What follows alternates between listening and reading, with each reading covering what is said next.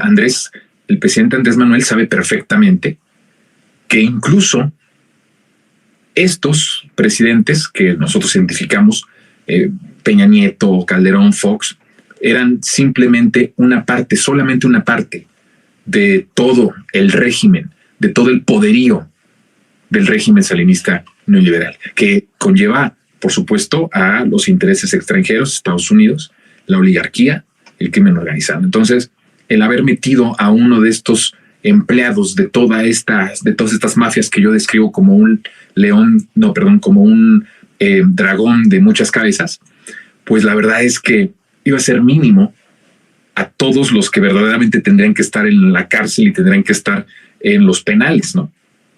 Entonces, me parece que en ese sentido tampoco nos queda de ver el presidente, y creo que mil veces prefiero, pero con ver así completamente el país que hoy tengo, presumir además y poder documentar y hablar del país que hoy tenemos, a ver a algún expresidente en la cárcel con el país destruido. Eso lo prefiero mil veces. Y digo yo esto porque saqué todo el tema por la confrontación, ¿verdad? Porque estamos hablando de la confrontación, que a muchos no les gusta la confrontación, que hablan del diálogo y que hablan de que el presidente debió de haber hecho una gran convocatoria, porque les gustan mucho estas palabras, ¿no? Una gran convocatoria con las mafias. Y el presidente optó por no hacer esa convocatoria de las mafias, porque es políticamente correcto además.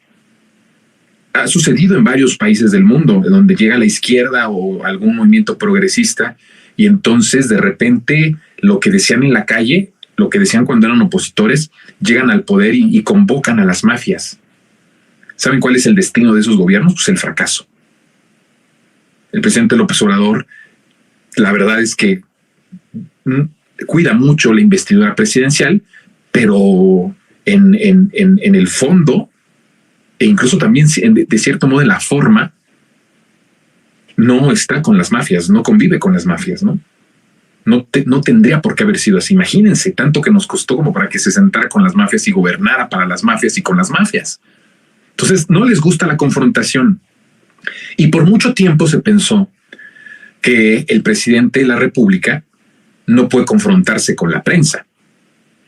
También ahí hay muchos defensores de derechos humanos, defensores de la libertad, de la supuesta libertad de expresión, que dicen que no debe haber confrontación, que el presidente no puede confrontar a la prensa, que no puede confrontar a los reporteros, a los conductores, a los columnistas de los medios de comunicación. Bueno, algo de lo que pasa en este sexenio es que la confrontación era necesaria, porque la confrontación además se exhiben. Cuando hay una confrontación, se exhibe las dos partes, y pudimos ver en esta confrontación que el presidente ha hecho con el Poder Judicial. Bueno, ya sabemos, están exhibidos ante el pueblo, están desnudos, Perdóneme la referencia, pero es así. Están desnudos completamente. La gente ya se dio cuenta que hay un Poder Judicial a la que solo le importan sus propios intereses y los intereses de las mafias y de los criminales. Eso ya lo sabe el pueblo. ¿Cómo lo supo el pueblo? Porque Andrés confrontó al Poder Judicial. Cuando confrontó al Poder Judicial, la reacción del Poder Judicial los exhibió por completo y el pueblo se dio cuenta. Lo mismo pasó con los medios de comunicación.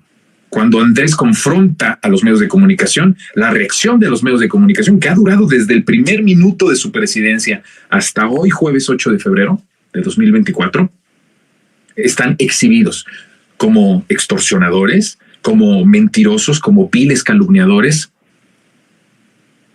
Y entonces la gente también ya se da cuenta y empiezan cada vez a tener menos credibilidad estos medios hegemónicos.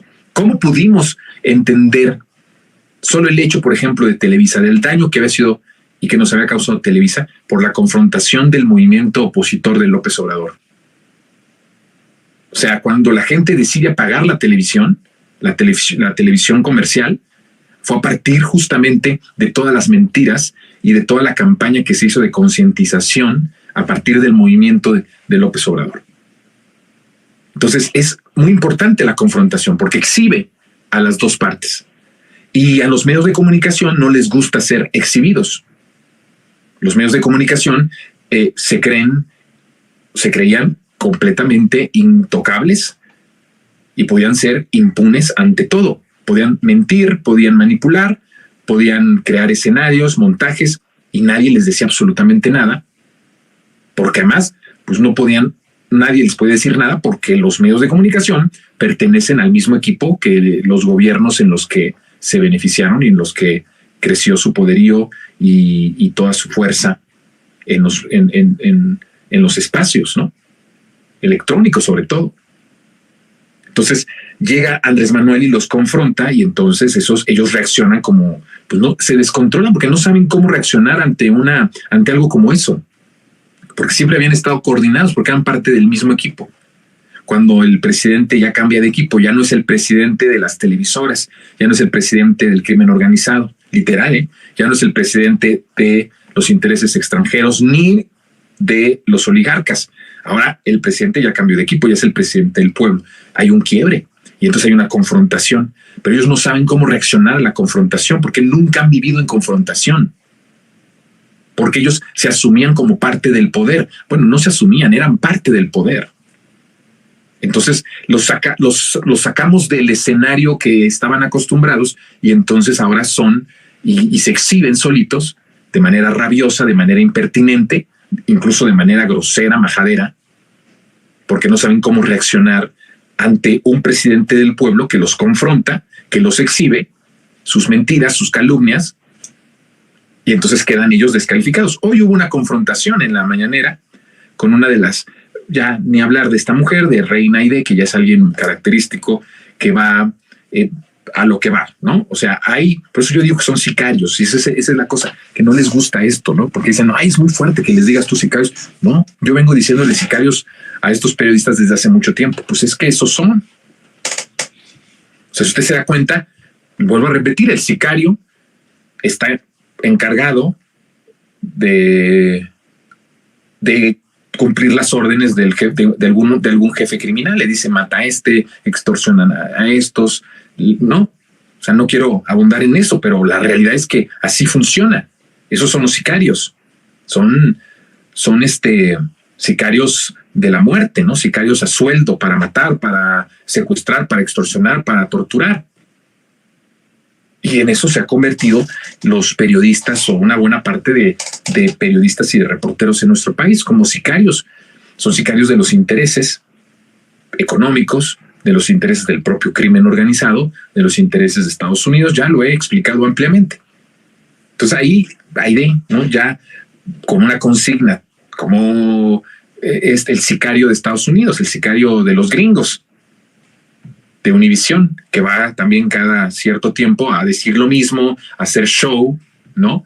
Entonces a golpetear, pues es un enviado de los intereses privados estadounidenses, es un sicario de ellos. Igual, todos tienen esa consigna.